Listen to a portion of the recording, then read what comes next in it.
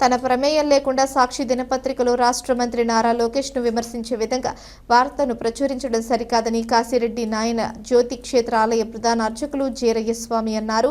కూల్చివేసిన కట్టడాలను సొంత డబ్బులతో నిర్మిస్తానని లోకేష్ హామీ ఇచ్చారని, నాతో ఫోన్లో మాట్లాడి నెల రోజుల్లో తిరిగి నిర్మాణాలను చేపడతామని చెప్పారు. జ్యోతి క్షేత్రం కాశిరెడ్డి నాయన సమాధి నిలయం జ్యోతి క్షేత్రం కాశీనారాయణ ఆశ్రమంలో ఈ యొక్క కాశీనారాయణ సన్నిధిలో ఉన్నటువంటి ప్రధాన అర్చకులు జీరయ్య స్వామి గారు నేను ఈ యొక్క నాయన గారి సమక్షంలో మాకు అందరూ సమానమైనటువంటి భావంతో మేము పూజా కార్యక్రమం చేస్తూ ఉంటాము.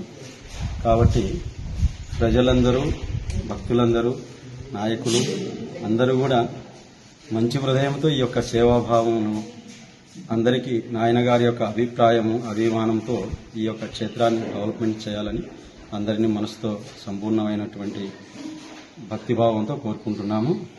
కానీ ఈరోజు సాక్షి పేపర్లో వేసినటువంటి ప్రధాన అర్చకులు ఈ విధంగా లోకేష్ గారు స్పందించినా కూడా ఈ విధంగా ఈ యొక్క డెవలప్మెంట్ కాలేదని చెప్పి చేయడం అనేటువంటిది నాకు విషయం తెలియదు.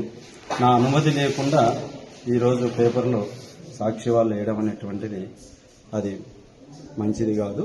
కాబట్టి మీ అందరూ కూడా నాయన భావంతో, నాయన సేవాభావంతో వేయాలి. కానీ ఈరోజు సాక్షి పేపర్లు వేసినటువంటిది నా విషయం తెలియకుండా, నన్ను అడగకుండానే ఆ యొక్క ప్రకటన చేయడము మాకు చాలా బాధాకరము. కాబట్టి ఆ విషయం ఏదైనా ఉన్నా కూడా అది బయటనే చూసుకోవాలి. కానీ ఒకరి మీద, ఒక పూజారి మీద ఇటువంటి అదే ఆయన ఫోటో వేసి ఆయన అర్చకుడు ఇట్లా అనేది ఫోటో వేయద్దండి.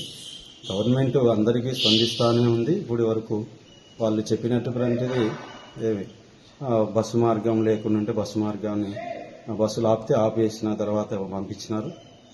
కరెంటు కూడా తీసేస్తామంటే దానికి కూడా స్పందించి కరెంటును కూడా వదిలించినారు. భక్తులకు ఇబ్బందికరమైనటువంటి పరిస్థితిలో ఉందని బాత్రూమ్ లెట్రిన్ పాల్గొంటున్నారంటే దాన్ని కూడా డెవలప్మెంట్ చేసినారు. ఇక్కడ కూడా వాళ్ళు ఈ పర్మిషన్ కోసం కూడా ఒక 5 హెక్టార్లు ఇష్టం ఉంటే దాన్ని కూడా వాళ్ళ యొక్క ప్రయత్నం వాళ్ళు గట్టిగా చేస్తూ ఉన్నారు. కాబట్టి మాకు అన్ని పార్టీల్లో ఎవరైనా భక్తులు అందరూ ఒకటి సమాన భావంతో మేము ఇక్కడ సేవాభావం చేస్తూ ఉన్నాము. కాబట్టి సాక్షిలో వేసినటువంటి మ్యాటరు మాకు తెలియకుండా చేసినటువంటిది. కాబట్టి దయచేసి ఇటువంటి తెలియకుండా చేయడం మంచిది కాదని మా యొక్క మనవి. జై కాశీ.